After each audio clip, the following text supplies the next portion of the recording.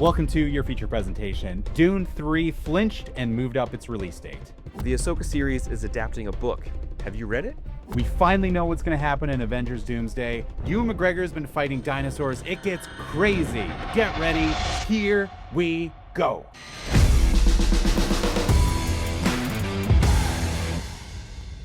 Have you heard about the new Indiana Jones ride at Disney's Animal Kingdom? There's some pretty fun rumors about this. So Harrison Ford got an official scan for the animatronic. So he's going to be like, this is the first time this has happened, that they're actually going to make it in his likeness. And there's the story. The ride is going to be called Indiana Jones and the Myth of the Jade Serpent.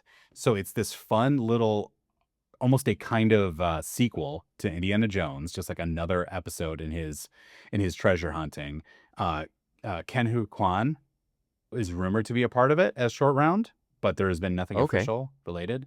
But I'm like, how fun is that? We're getting like a mini Indiana Jones movie story in this new ride. I just thought that was really fun. That's exactly what I would want out of a ride. I mean, I can't tell you how many times. Well, I can tell you how many times. Every time I go to Disney, I go to the 3 times. I've seen the Indiana Jones live action stunt show every time I go there. Since I was 10 years old. But that's really exciting that Ken is involved potentially in the ride itself. He just popped up in the Avatar: The Last Airbender movie. Did you watch that movie? No. Is that good? Dude, so it was incredible. If you're a fan of Avatar, you got to check out that movie. It's on Paramount, I believe. Oh, sweet. There's a lot of really negative press around it because it was supposed to have a theatrical release and they just shortchanged it and they pulled it from the theaters. Went straight to streaming. People were really upset, rightfully so. But Ken is in it, and he plays a previous avatar that Aang talks to in a past life. And I heard him, and I was like, I know that guy. That's awesome. It's just so cool. It always makes me happy. He's the snake in Zootopia 2. My kids watch that all the time. Yeah, exactly. Doomsday, right? Mm-hmm. We often said, I bet someone's going to flinch, and we have our flinch. Doomsday, Dune 3, is releasing 4 days early in select IMAX screenings, which is going to give Dune 3 a 4-day jump on Avengers Doomsday. You think that's a flinch? I think so. I think, you know what this really is to me? I think this is Spider-Man No Way Home did nothing but good PR for Avengers universe. Oh, interesting. Biggest box office movie of the summer, and I think everyone's everyone's going to go see Avengers. You're saying Marvel had the biggest movie of the year so far, and so Dune's reaction to that is, let's release our movie 4 days in advance. Yeah. Because my brain tells me the Odyssey here in Grand Rapids, the Odyssey is still sold out in 70mm IMAX. Yeah. I cannot see that movie. So my brain tells me that Dune knows this. They have the IMAX run. And so they're preemptively creating more IMAX showtimes because they know they're all going to be sold out and everyone's going IMAX crazy this year. So it seems like we're on the opposite sides of the same coin, that Dune will make more money because of those 4 days. But I took it as a scheduling thing because the Odyssey lapsed its IMAX time to Spider-Man. Spider-Man has a short run in IMAX, and then the Odyssey is going back in September for another week or two here in Grand Rapids. Yeah. Just to keep people in seats because the tickets are selling. And so I figured that's what Dune was doing. They're being a little preemptive with, we need to maximize the potential. But that's interesting that you say it's a flinch. We got to outperform Doomsday. We need a head start. That's interesting. I don't know. I guess flinch too. It's Dune has never been the biggest movie of the year. Correct me if I'm wrong, but it's never been the mega blockbuster. I think it's been loved. I think Dune 2 might have been the movie of the year. You should check it because I'm curious about this because I think financially you're speaking. Yeah, it's never gotten. We love those movies, and I think they're a lot more loved than your average Avengers movie. Even I think people would say they're better, but Avengers just straight up has such a bigger audience, I think, than Dune. We could think about so many people in our immediate circle that wouldn't go see Dune, but would go see Avengers, Yeah, there's a barrier of entry that most people can't get over for Dune. I would say like I'm still excited. This is a crazy year. We're gonna talk about this year up for a long time. Like Project Hail Mary, The Odyssey, Spider-Man, Brand New Day, Obsession, Yeah. and we're in August. Like that's an insane run of movies. And I said in I think it was March when Project Hail Mary came out, I'm like, I think I've seen the best movie of the year.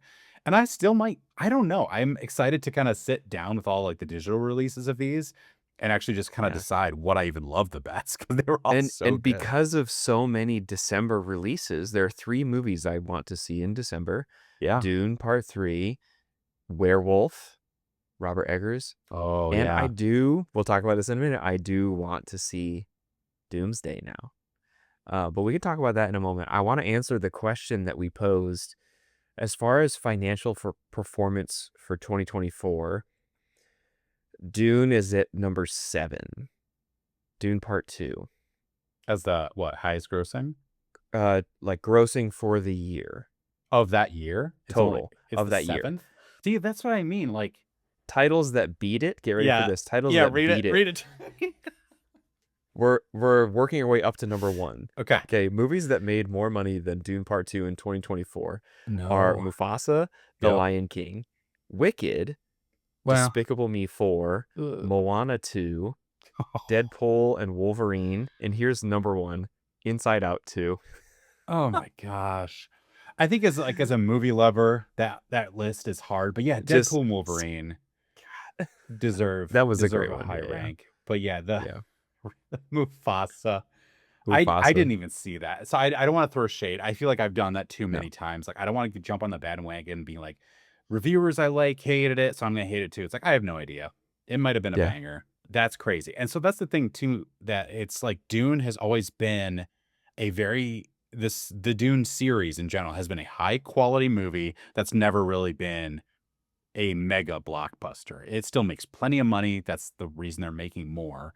We love Yeah. the Dune series. I feel like Dune is kind of where this podcast started. Like that wasn't intentional, but Dune 2 is just coming out.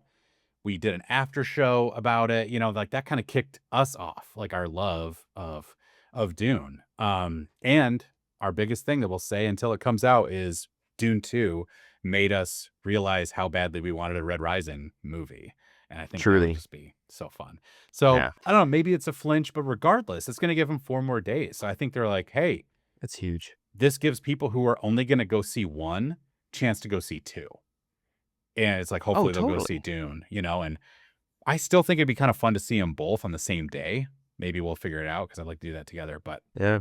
we'll see. I mean, there's no way Dune is going to make more money than Avengers Doomsday. You don't think so? Especially after Spider-Man. Spider-Man. Yeah. People, Yeah. okay, here's another thing too. I don't want to like push down people, the masses, if you will. I love people. People are smart. A person is, what's the saying? Like a person is smart, people are stupid. Something like that. The mass. Yeah. There's a lot of people who love movies, who love Avengers movies that aren't thinking writer, director, character. They're just going to the next Avengers movie, So they're not like me and you being like, oh, but this is written by the same people who did, what's the Electric City or whatever? Were the Russo Electric brothers? State. Electric State. I always call Electric Yeah. City. Electric State, it's like, Which is a bummer. but regardless, it'll be an interesting dude. December, my friend. So let's talk about Doomsday a little more specifically because Okay. my coin has flipped here Yeah. in the last few days. There was not so much excitement. Let me preface this real quick too, because I want, from my perspective, you were kind of like middle of the road. Then the trailer came out and I was kind of like, oh, this is cool. And you were like, oh, this sucks. I got mad. Yeah, that's what I saw. And I was surprised at that. Mm-hmm. So, and then tell the rest. Tell the rest of your story. Yes. The teaser dropped and I felt like it was a non-satisfactory teaser. It didn't tease anything substantial. And that was my ultimate concern going into the months leading up to this movie, that it would be non-substantial, that it would just be cameo after cameo, just a cash grab. I still think it is a cash grab. And I don't know if there's a substantial story yet, but I am excited to see a movie that is described in this way. So I'm going to read this new synopsis for us that Marvel has released, okay? It Okay. says heroes from 3 different universes are placed on a deadly collision course as they confront an existential threat unlike anything they faced before. Robert Downey Jr.'s Doctor Doom. Okay, some answers that we get here. 3 different universes. You could say, obviously, did you see the teaser? Did you blah, blah, blah? Do you know anything about Doctor Doom? Do you know anything about incursions? You can go deep into comic lore and tell me Yeah. it's obvious there are 3 different universes here. And to that I say, they didn't say that until this moment. And so I'm not trusting them. I Yeah. have no trust, I right? have no So I'm only going trust. off of the things that they release, the things they show me in the trailers, the things they show me, write down for me to read, okay? Yep. So this is good. I think the 3 universes thing, the incursion, and as far as the teaser goes, what Dr. Doom, Robert Downey Jr. says in the beginning 30 seconds of the teaser, that we'll be faced with an impossible decision, makes the 3 universes thing a little bit more interesting. So now I feel substantially teased. Good. However, I don't feel that Doctor Doom will have any sort of Thanos Infinity War Endgame moment. The feeling will not be there. This is his intro. And so if the movie handles this as an intro for Doctor Doom, I think that will be a win. I think it'll be great. Doctor Doom will return for Avengers 14 or whatever. If he comes back and he has some substantial consequences for the next 5 movies, I like that. That's cool. Yeah. Now we're building up because he's introed in Doomsday. But if this is sit down and watch this epic finale to a story that we never told you, and we actually just started the story about 30 minutes ago when you got to the theater, I'm going to be really disappointed. Yeah. So my concerns are whittling down, and I am, I think, now in ticket buying range, which is good. Yeah, I think the tough part is too, we'd be a lot more excited about it if we hadn't had things that already connected different universes. Like it Yeah. feels like even Deadpool and Wolverine were kind of this, bringing out different projects together. It feels like, Mhm. we've already got the new and the old X-Men and Days of Future Past. Like stuff like this has happened already. I think that kind of just debates. And our issue too is it was so funny because I think a lot of people agree with us. I think there's a lot of people, Yeah. but there's a lot of people that were angry at the take of you're not telling us anything. Tell us something. And the argument for us has always been Infinity War. You knew what was happening. We've had 10 years of knowing what's Literally. kind of happening. Thanos is At least coming, what he's building to. Yeah. And this one does feel like a little more acceptable to me. It's like we have a synopsis now. It's like, okay, we know Doctor Doom is going to come to this world and like seems like 3 worlds will be fighting for survival. That's a cool concept. That's that kind of that incursion theory. So I'm excited about that. And also I just feel that like once again, I don't like that the guy who played Iron Man is playing Doctor Doom. But I Yeah. love Robert Downey Jr. as Iron Man. Pause. Robert Downey Jr. is playing a villain in a comic book movie. I like that too. So 2 if I separate can, ideas, very if I good. can separate, got to keep them separated. Then I enjoy it. I tell that to my toddler probably once a week. You gotta keep the high road and the low road separated. Stay tuned for our after credit scene to see what I'm Yeah. referencing. All right, to find out what you're talking about. What do you tell your toddler? I missed it though. I was singing. Oh no, I tell him you gotta keep it separated. And he's making peanut Making butter and jellies, making Legos, like anything. Yeah, I think my last thought for Doomsday is you're right on the Robert Downey Jr. topic. I don't love that it's the same actor. I love the actor and I love his character of Iron Man, and I'm sure he'll do well with Doctor Doom. I'm not excited for the writing loops and hoops they're going to have to jump through to make it make sense. Yeah. Because there will be a moment where his mask comes off, where he is not disfigured as Dr. Doom should be under the mask, and it is obviously RDJ, and those people recognize him. What are they going to do? Is it going to be corny? Are they going to make a joke? Is the answer going to be, I'm not Tony Stark, I don't know who that is, Yeah. and I just look like him? Well, I would hate that, honestly. If Victor Von Doom said, I just look like some guy that you know, shut up. I'd be like, this is Yeah. so stupid. Yeah. Hopefully there's going to be something there. And you know, another thing too is like, I think a lot of people are also saying how the Chris Evans showing up kind of negates the end scene of Endgame where he's an old man.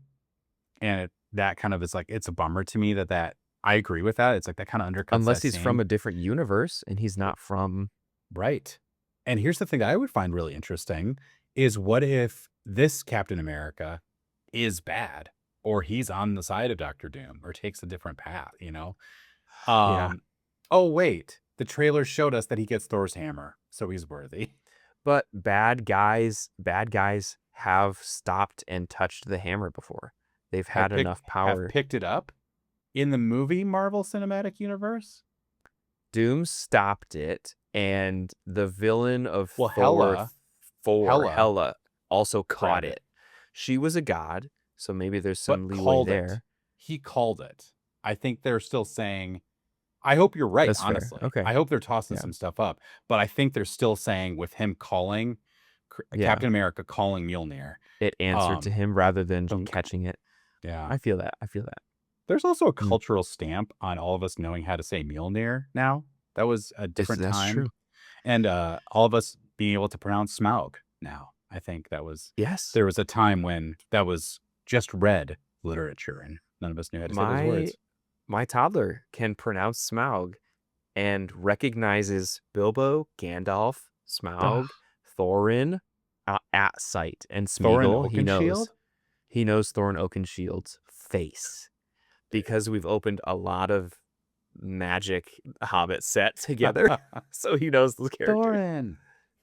Yeah. Ori. Nori. He also knows Thranduil, and he can pronounce it pretty well. That's awesome. You need to record I say, that. No, don't say Thranduil. It's Lee Pace. Say Lee Pace. Lee Pace. Yeah, I'll have to record it next time. I'm excited. I want to show my kids The Lord of the Rings, but I'm just like, I think we're far away. You know what I was thinking? The new Harry Potter series, I feel like might be a good intro for like... To some fantasy? Yeah, it's like a 4 or 5-year-old. I'm just saying. Here's my recommendation. That could be a good option. I've been showing my son the 1977 Hobbit animated movie. Ooh. We've watched it a handful of times, and he is very into it. It's only 90 minutes long or 70 minutes long. It really boils down The Hobbit into a story that is very concise and makes sense. There's some spooky like spider stuff, but everything is relatively non-scary. All the monsters are still in there, but like my son is 3.5 and he is like, whoa, what is that? I go, that's a goblin. And he goes, oh, ugly. I'm like, yeah, goblins are ugly. So I'd recommend the 77 animated Hobbit, and there's beautiful songs as well. We listen to the soundtrack in the car all the time. Dude, that's beautiful. That's what Tolkien would have wanted. Yes. I don't know why this popped in my head, and I think I've said this on the pod before, but whenever somebody like talks bad about the Rings of Power, in the first season, there's a scene where an elf cries because he has to cut down a tree. And that is the most Tolkien thing I have ever seen represented. They used to say you'd go on walks with him, and it was so annoying because he would stop and look at trees for like a half hour. Like one tree. He'd be like, this is a really interesting tree. But, and his writing shows it. Yeah. All right, let's hard pivot to some Star Wars stuff here, Heath. Let's do it, dude. I am pumped. Yeah. We got a trailer for Ahsoka Season 2. Yep. Lots of really good stuff in there. If you don't know what we're talking about, pause, go watch the trailer. It's worth your time.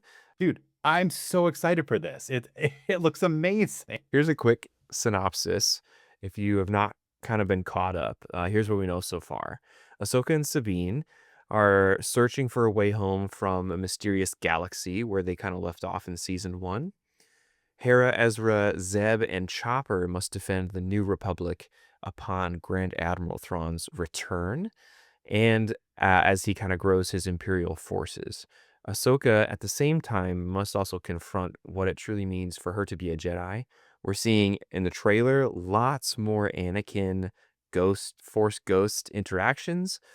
We've already seen in the trailer at least one flashback, and I think that's really exciting.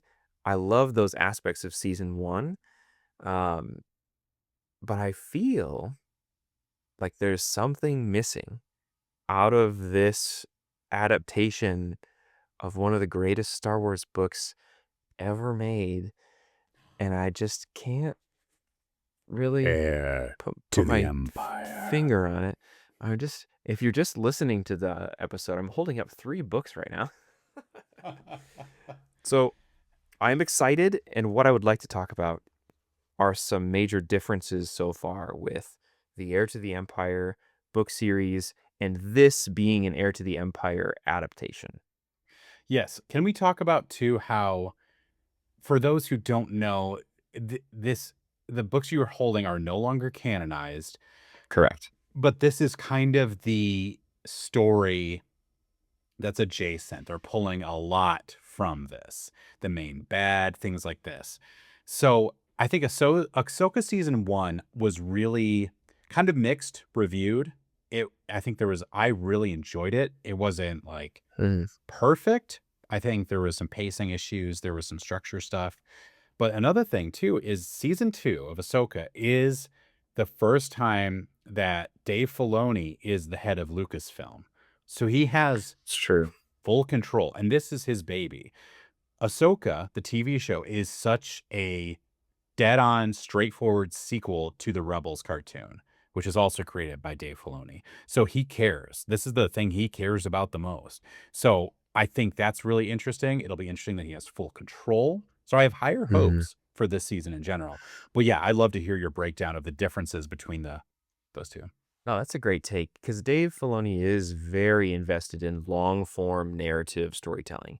He knows where he's going, and based on his track record for Avatar: The Last Airbender, which we mentioned earlier, and what he did do with Clone Wars and Rebels, the story that he has to tell is meaningful, and I Yeah. stand by that. I will say that these books are some of the best Star Wars story that I've ever encountered.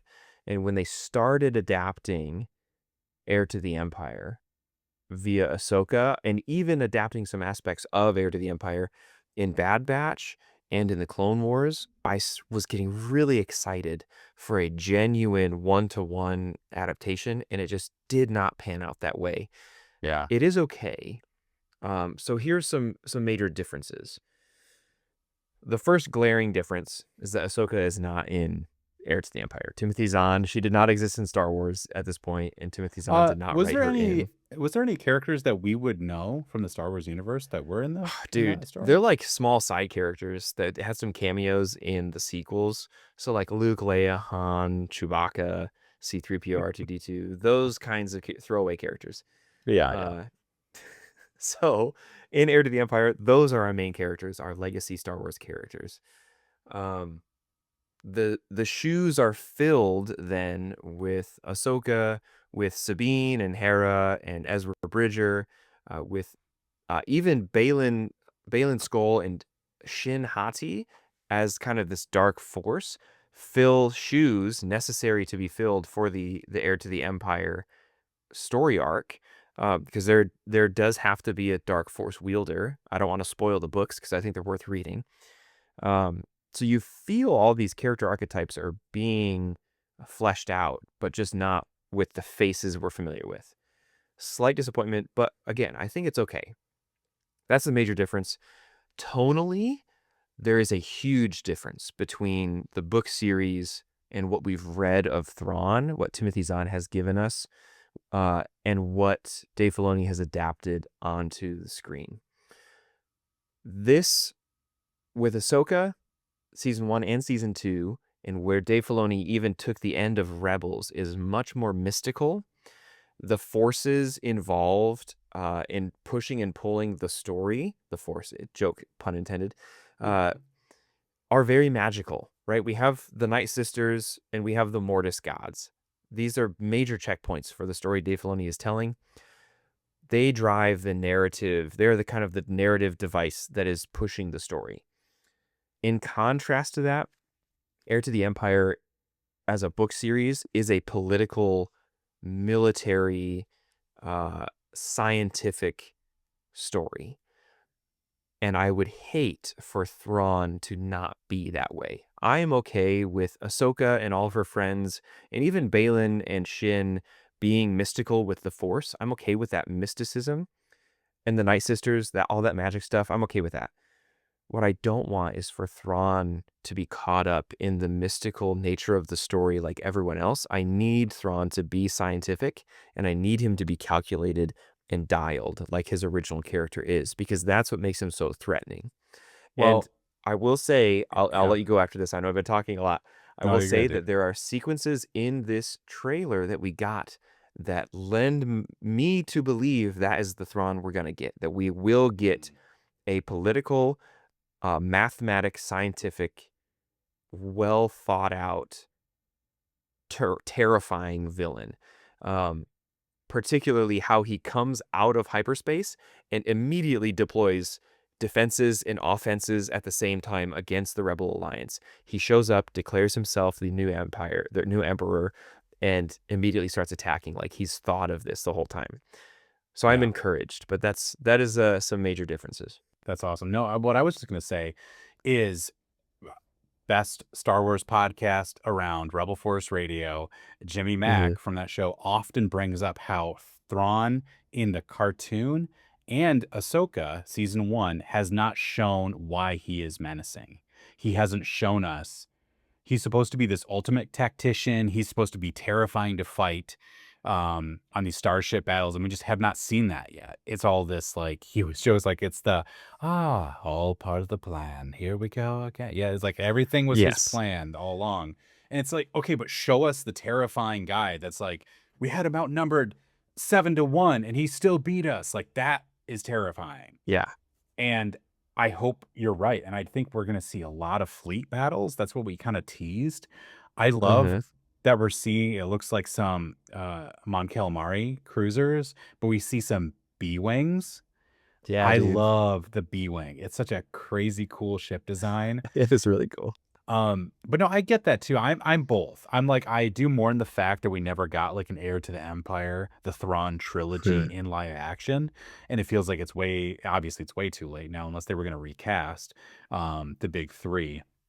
But I'm glad they're doing something with it. And that's cool. Because I'm like, as a Rebels fan, as a Clone Wars fan, I mean, Dave Filoni is pulling the Mortis trilogy in the Clone Wars is all this father, son, daughter, this spiritual, it's like these gods of the Force.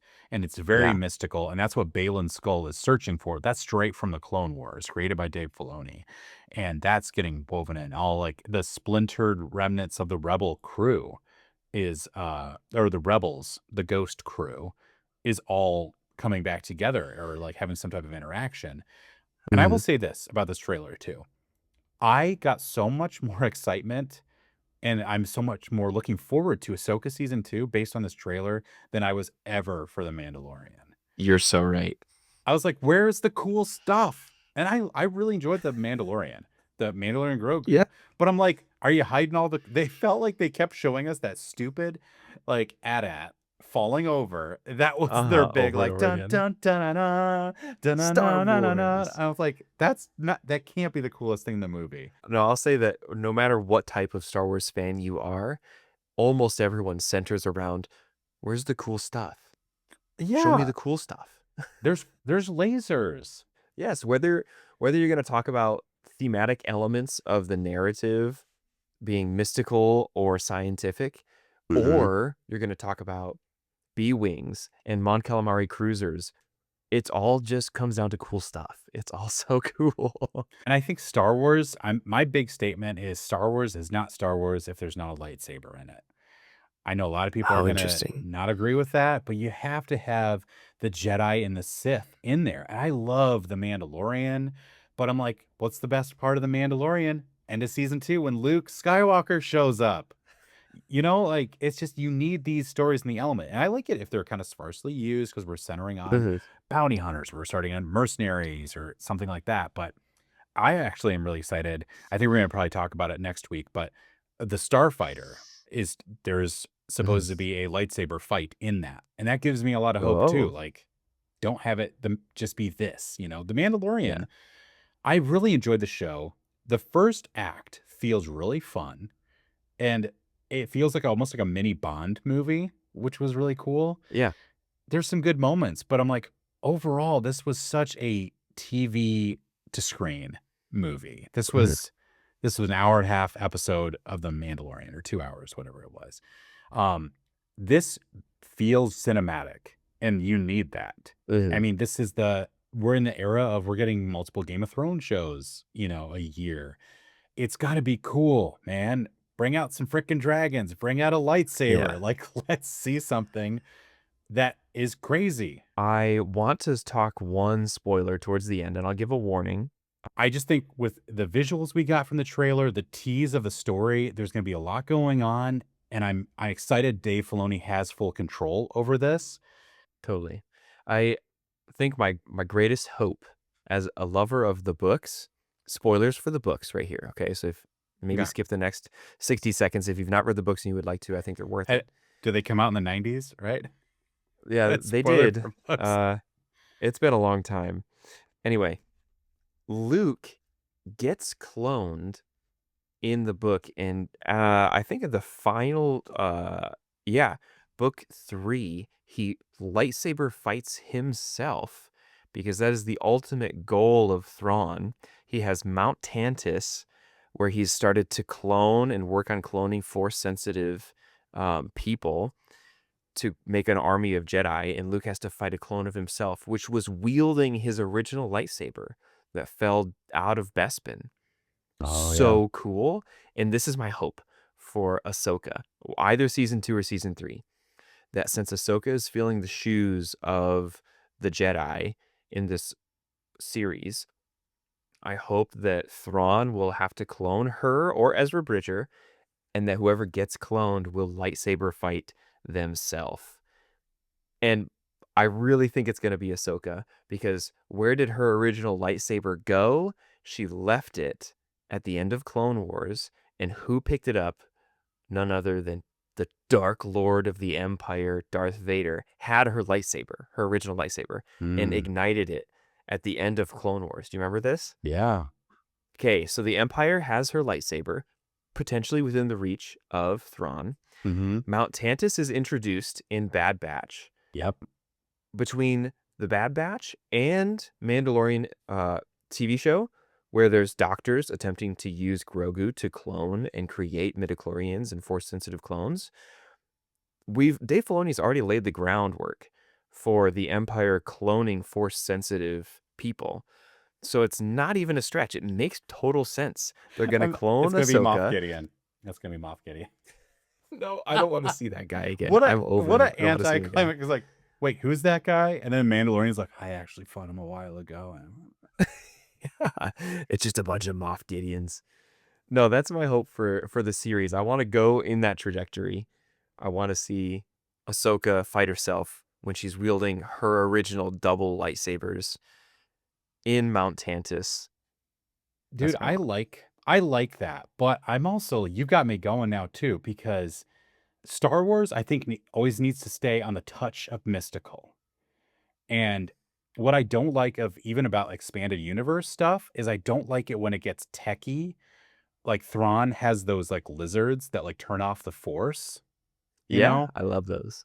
I don't like that because I feel like that Yeah, doesn't yeah. make sense to me. Because like if it's supposed to be a spiritual force, how can you turn it off with like a light switch? You know? Uh, But I feel like that's right on the edge. But then clones, like there's so many clones is such a core of Star Wars. Obviously, Attack of the Clones, the Clone Army, but then EU stuff has always been cloning people, things. And I'm like, okay, yes, Ahsoka fighting Ahsoka would be cool, but dude, what if it's Luke, a de-aged cloned Luke? What if that would be it's cool. Anakin Skywalker? It's a clone, and so there's always like that mystical, like, but does that have the same person? Is that the same person if it's cloned? Does that have the same force powers and ability as the host? That's Right. always a question. So I think that would be such a fun thing is whoever is at the end is somebody cloned. And that Yeah, would be so fun to mess with. I'm into it. All right, dude. Well, I'm going to wrap up here just talking a little bit about the end of Oak Street.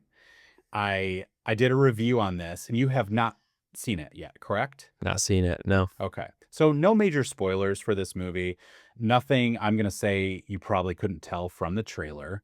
But so this is the Ewan McGregor Anne Hathaway dinosaur movie, and basically their whole subdivision gets taken to prehistoric times and the Cretaceous period, probably. I don't know. I don't know what periods are in dinosaur times, but the Cretaceous period is the one I always go to. So I know there was a lot. Like there was always That like, well, sounds cool. actually, like I think I read somewhere that's like, well, the T-Rex actually didn't exist at the same time this dinosaur, so they don't have all these dinosaurs together. But whatever, it's fun. There's dinosaurs. Fun dinosaurs.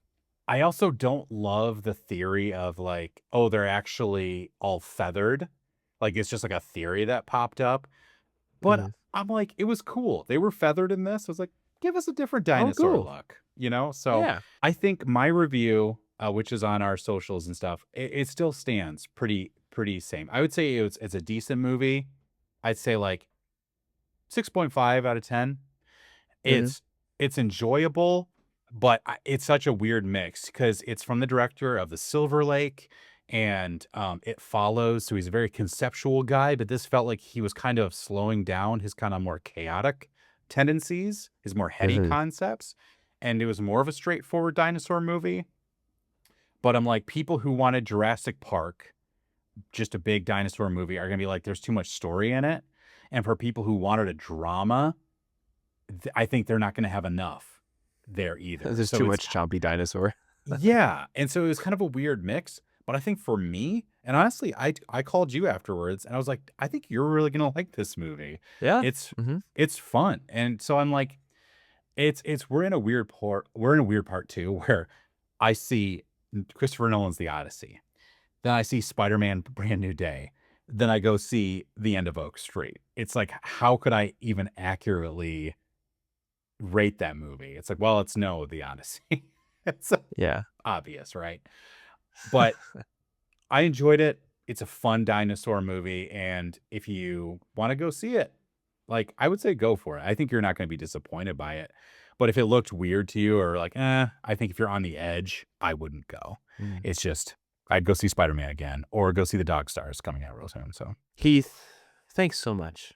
Ladies and gentlemen, thank you for listening. Thanks for watching. As always, you can find us on YouTube, Instagram, TikTok, Facebook now because of Heath Fall. yeah. Give us a follow, jump in the comments, and have a dialogue with us. We like to chat. And as always, go see a movie. You take the high road and I'll take the low. Go see a movie. Do you know the meaning of the high road and the low road in like Irish folklore? No, I figured it was just like the moral high ground, No, like Anakin dude. Skywalker style. I'm about to break your heart. Okay. So the song most famous, the folk song, you take the high road and I'll take the low road and Yeah, I'll sure. get to Ireland before you.